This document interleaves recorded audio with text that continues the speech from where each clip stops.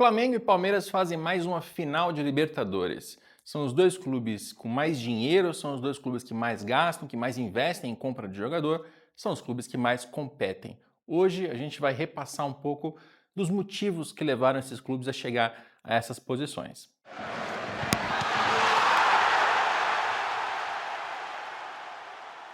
Só para lembrar números que eu já citei aqui em outras ocasiões, o Flamengo em 2024 faturou 1,3 bilhão de reais. Você quer ter uma dimensão de quanto isso significa? Isso é mais do que todos os 20 clubes da primeira divisão da Colômbia somados. O Palmeiras tem 1,1 bilhão de reais em 2024, mais do que toda a primeira divisão do Chile. Ou seja, quando esses clubes chegam à final da Libertadores, na verdade eles estão confirmando um favoritismo esportivo que está lá porque existe também uma grande vantagem financeira, ou em relação aos outros clubes, uma desvantagem quase insuperável. Óbvio que vai ter ano que o Flamengo vai cair nas oitavas de final, como aconteceu, que o Palmeiras não vai chegar na final, como aconteceu também, caindo nas quartas, enfim. Não é garantia de que esses dois clubes vão competir, mas como eles têm mais dinheiro e podem errar mais no departamento de futebol, eles têm muito mais probabilidade de chegar, como de fato chegaram nesse ano de 2025. Agora, quando é que essa história começa? Coincidentemente para ambos os clubes, em 2013. Quando a gente olha para o Flamengo, em 2013 foi o ano que entrou a diretoria do Eduardo Bandeira de Melo.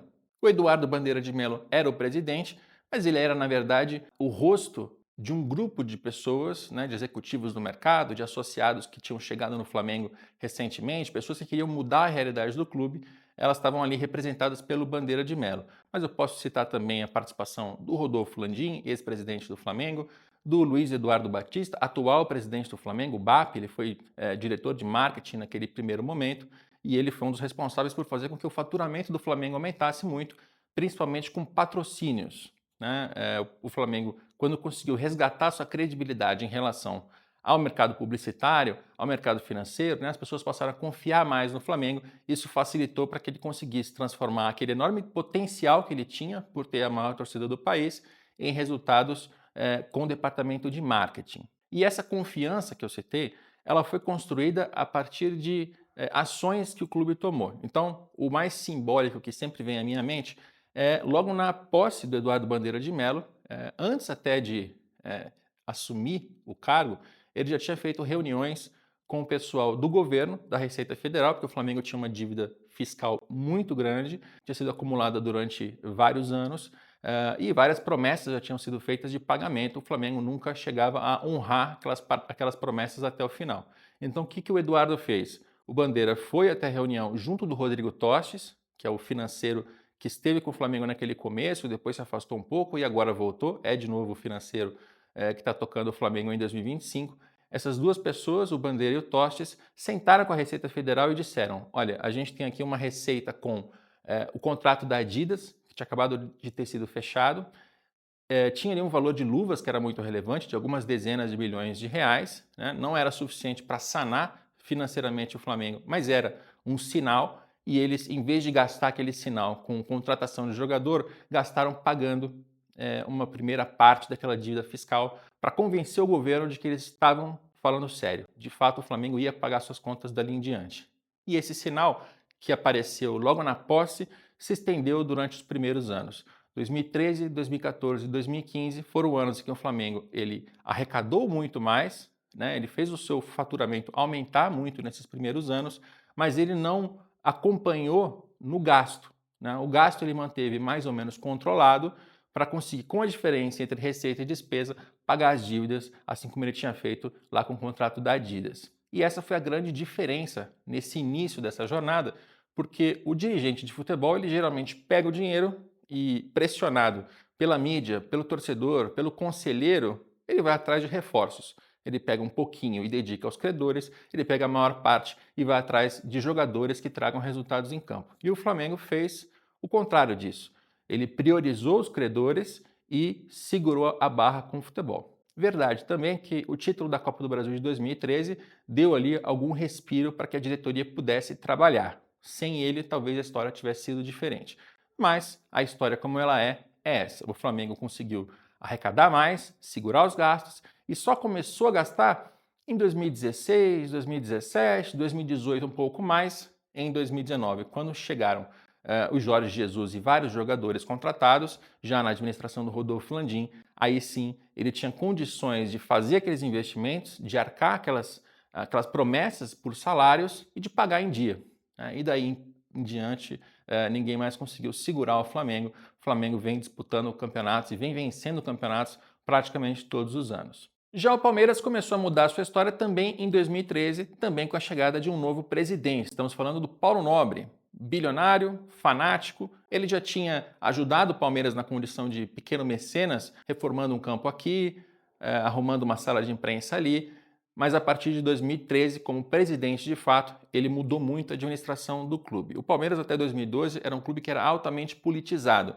As suas funções amadoras de diretor de marketing, diretor financeiro, jurídico, administrativo, etc., eram posições que eram colocadas pelos presidentes como o indicado do fulano, o indicado do Beltrano, alguns familiares. Eu lembro muito da época em que o Palmeiras tinha 5 ou 6 diretores de marketing. Um era filho do vice-presidente de futebol, o outro era filho do fulano da federação, enfim. Eram posições que não estavam sendo preenchidas com a competência sendo a principal prerrogativa. Tinha ali muito de política. E a partir do Paulo Nobre, ele muda radicalmente essa administração, ele coloca profissionais em cada área, os amadores continuam a existir, mas têm o seu poder esvaziado, eles passam só a acompanhar aquilo que os profissionais estavam fazendo, e ele próprio, Paulo Nobre, virou uma espécie de CEO do Palmeiras. Ele começou a administrar o clube como se fosse a empresa dele. Com uma dedicação, inclusive, no dia a dia, o que não é fácil para um presidente, porque o presidente, e isso é normal nas associações, é uma figura não remunerada. Então, se você vai trabalhar para o clube, é só quando você já tem a sua própria vida muito bem resolvida, e esse era o caso do Paulo Nobre. Ele já desde aquela época já era designado, inclusive na imprensa, como um bilionário, ou seja, a vida dele estava resolvida e ele podia se dedicar ao Palmeiras. E aí está um dos 3 grandes fatores da reestruturação do Palmeiras, né? O Paulo Nobre. Ele colocou, além da profissionalização em execução, ele aportou também quase 200 milhões de reais do dinheiro dele para conseguir sanar as urgências em termos de finanças. Ou seja, se o Palmeiras, que nem estava na pior condição possível comparado a outros clubes, mas estava numa condição muito complicada, tinha dívidas a pagar, tinha contas e já não tinha mais caixa, o Paulo Nobre usou desse dinheiro que ele colocou para conseguir resolver as pendências e assim baixar a quantidade de juros, baixar a quantidade de execuções, desafogar o clube financeiramente. Então ele tem essa dupla função. Ele tanto foi um mecenas e colocou dinheiro do bolso dele, quanto foi um profissionalizador da administração do clube.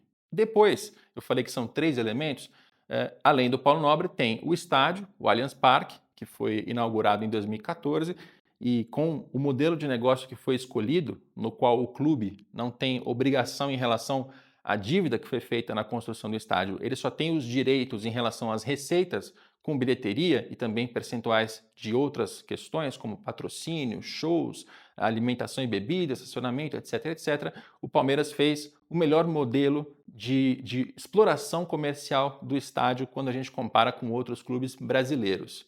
E o estádio passou a contribuir muito nas contas do clube. O Palmeiras passou a ter um dos maiores faturamentos do país, sempre rivalizando com o Flamengo, mas nessa linha especificamente ele foi maior do que o Flamengo durante um bom tempo, porque o Flamengo estava ali meio em dúvida em relação ao Maracanã, em relação a onde estava jogando, o Palmeiras estava voando no Allianz Parque. 2 elementos eu já citei, o terceiro, claro, é a Crefisa, ou, melhor dizendo, José Roberto Lamacchia e Leila Pereira, que são os donos da instituição financeira que começaram a patrocinar o Palmeiras em 2015 com aquele que era o maior patrocínio do futebol na América do Sul até aquele momento.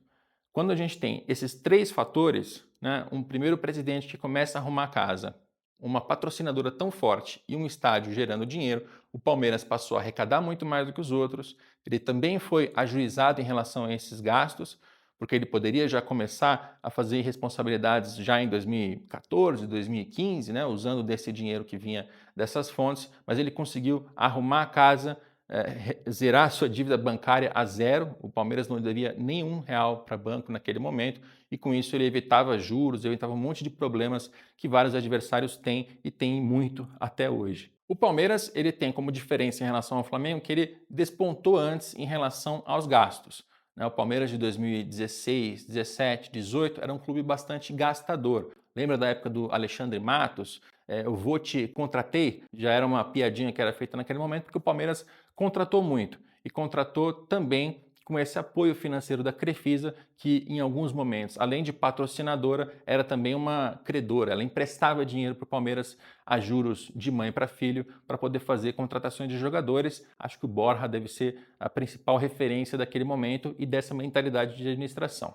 O que mudou depois disso foi que o Palmeiras, a partir de 2019 principalmente, reparou, percebeu que estava gastando demais, que queria manter a sua competitividade, mas precisava ajustar suas contas.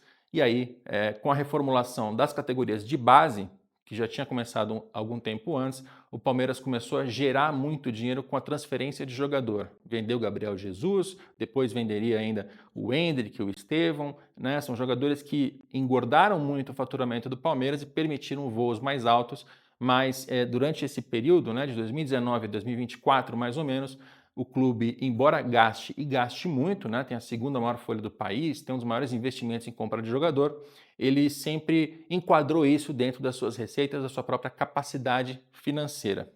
E é por isso que esses dois clubes, Flamengo e Palmeiras, além de terem conseguido se reestruturar e se recuperar, o que já é um feito que poucos conseguem, mais difícil do que isso, eles conseguiram manter a boa saúde financeira, a capacidade de investimento, a capacidade de prometer um salário e pagar em dia, e com isso hoje são os dois clubes de maior riqueza, se a gente for deixar num termo um pouco mais genérico, e com maior probabilidade de vencer. Agora, entre os dois, quem é que vai ganhar na Libertadores? Eu não faço a menor ideia. Os números financeiros não dão uma clara vantagem nem para um nem para outro. O Flamengo tem alguma vantagem porque ele gasta mais, ele tem um elenco um pouco mais caro, mas não é uma vantagem tão grande assim para desequilibrar e para tentar qualquer prognóstico baseado apenas nisso. Se você gostou do vídeo e está vendo aqui no YouTube, não deixa de se inscrever, deixar um joinha, um comentário e não deixe também de acessar minha coluna no Estadão para poder fazer a sua assinatura e ler toda semana aquilo que eu trago aqui sobre os negócios da bola. Tchau!